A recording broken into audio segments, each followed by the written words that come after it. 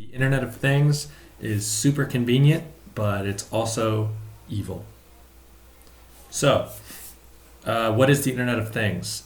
It's the idea, or kind of just, I guess, the things themselves, like smart speakers and other smart devices just being connected to the internet. So now you have the Internet of Things. So rather than just having computers, you have a series of devices hooked up in your house, like a Google smart speaker in one room, you have an Alexa device, you have your smartphone that's, it's just one word away. You say, hey Siri, or hey Google, or hey Alexa, and you can get information from the internet, and it's super simple.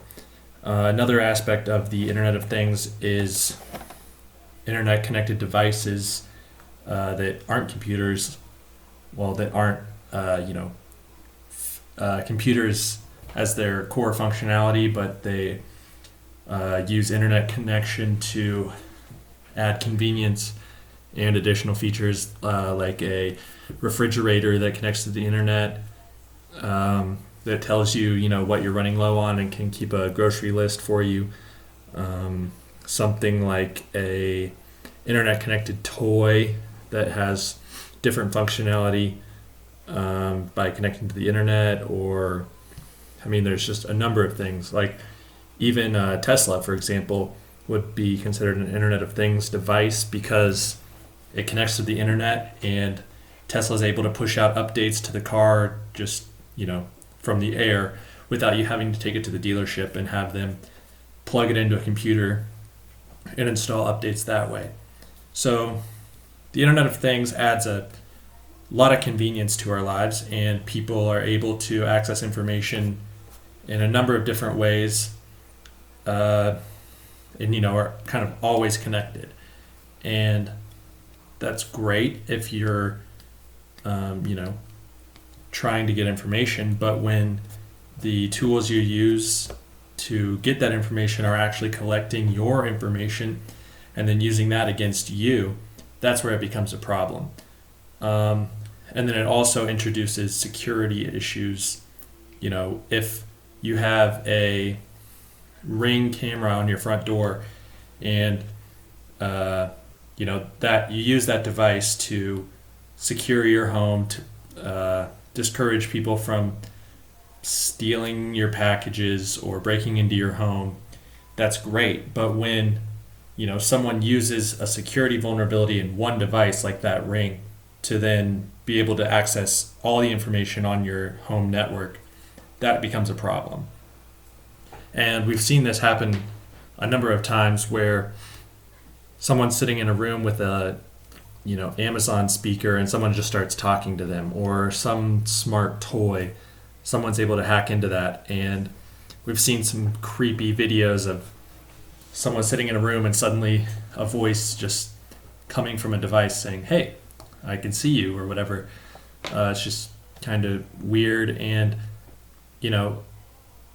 makes your home network more vulnerable just by adding another device to your network. You're just creating another vulnerability or weak point that someone could exploit and use to hack into your computer, or another device that might contain sensitive information. So I think that I'm not going to discourage you from using smart home devices or other Internet of Things devices in your home, because I think they do offer a great convenience, and they're the future. People are going to be using them. But we need to be aware that if something's listening to us for when we say, hey Siri, play this song, it's also listening when you're having other discussions in the room.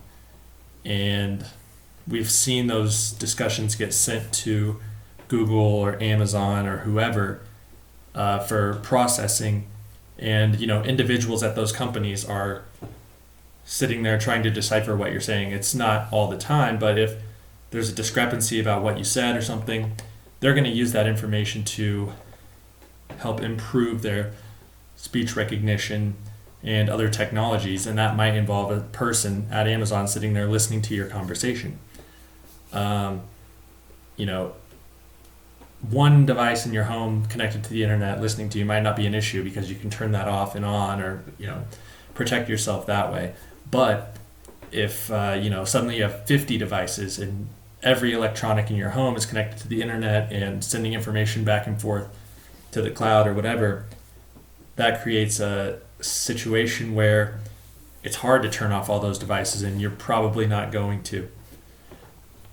So we've kind of created this culture just by adopting one Internet of Things device, adding another in, adding another in, adding another in, until finally we've kind of lost control, and we've just become totally comfortable with allowing these devices to listen to every conversation, to record us every time we return home and leave our house.